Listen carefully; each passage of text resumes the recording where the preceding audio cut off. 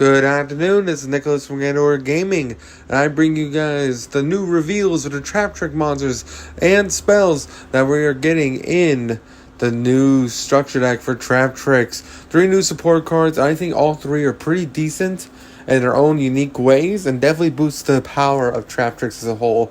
First things first, we have the new Traptrix monster, a level 4, 1900 defense, plant monster, and then form of Traptrix Pernilla.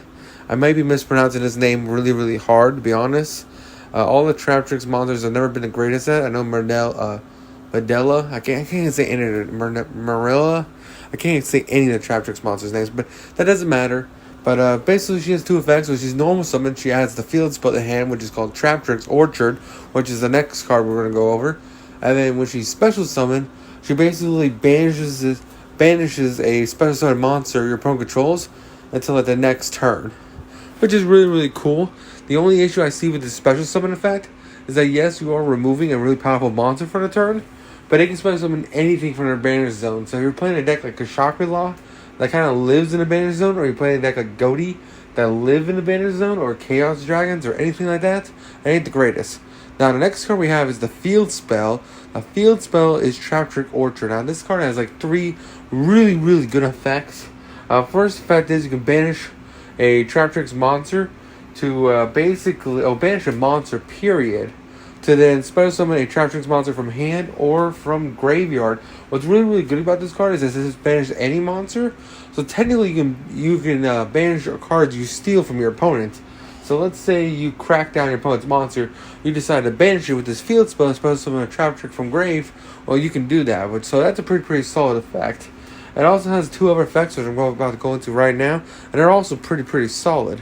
So the other 2 effects of this card basically say, hey, you get an additional normal summon for every Traptrix monster this turn, which is fantastic. Basically saying, hey, you get 2 summons this turn while this card's on the field, which definitely helps you climb into rank 4 plays and link plays a lot easier in this deck.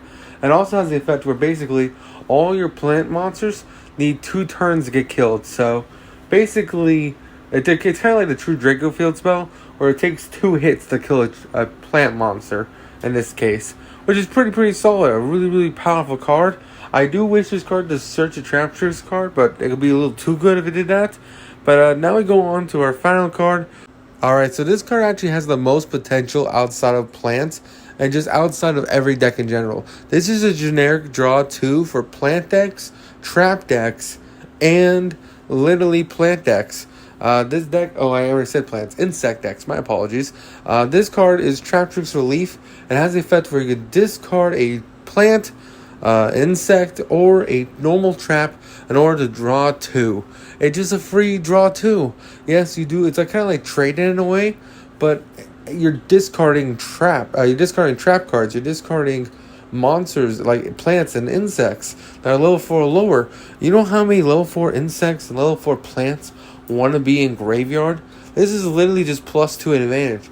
What happens when you discard a Goki pole? What happens when you discard cards like that want to be in graveyard? And then it has the effect where it banishes itself to reborn. I don't know, you put back a banished card on your insects or plants or traps on the bottom of your deck, basically saying, hey, I used a resident insect last turn. Let me banish this spell card in order to put that resident insect back into the deck in order to reuse Residence Insect. This card seems really good outside of just Traptrix. I can't wait to see people use this card. It's just generic draw cards, and honestly, I feel like every type in Yu-Gi-Oh! Should get a card like this. Darks have a Lord Darkness, and Tengi's have light decks. Every deck has a draw 2 mechanic. I felt like plants and insects definitely needed one. Fish kind of got a shitty one in the Goki spell that we got in Power of the Elements. But other than that, we definitely need more and more spell representation for drawing 2. That's just generic for different types of archetypes, and this is definitely it. Anyway, that's going to wrap it up for this video. I hope you all enjoy. I definitely think Konami's going in the right direction with this insect bug support, and I'm really appreciative about this. I think this card's probably the best out of all 3. Honestly, just the fact that it's a draw 2 for these archetypes, plant decks, trap decks, and insect decks now have a draw 2 on the loss of just 1 card. That's a pretty solid effect, and a lot of cards like these float. Like, imagine pitching a lost winner, a Titanicider. This card is just amazing. And that's it. I hope you all enjoy. Take care and don't do anything stupid. See you all on the next one.